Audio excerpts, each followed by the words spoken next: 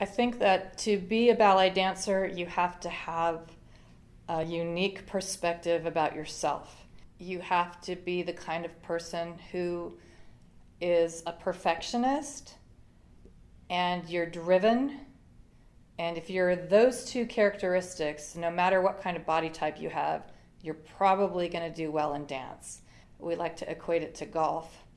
You know, the perfect game in golf doesn't exist. And even if you did hit a hole in one every single shot, then you'd probably just move your tee further and further back, right?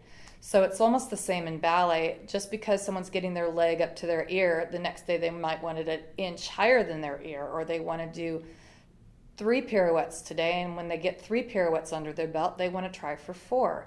And there's no limits to the potential in striving for something greater and bigger and better than what you can be. And that, I think, is the greatest life lesson that ballet really taught me as a young girl in the profession, as a young woman. And then as I grew into it as a professional, and even now as I'm working in it again.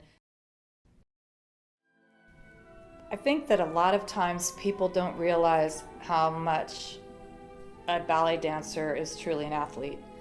And if you come and sit in a rehearsal, you can see the sweat and the effort that's involved that we try to make effortless by the time it's on stage.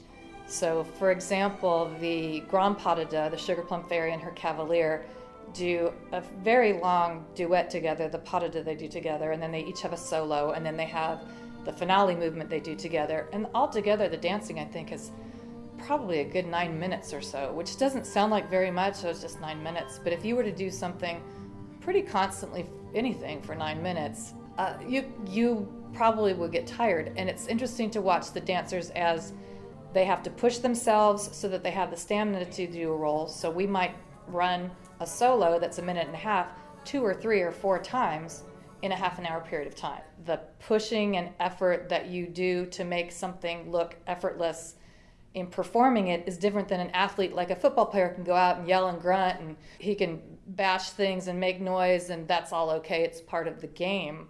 But a ballet dancer might have as much physical exertion that they're putting their body through, but they have to do it with a smile on their face and not fall down.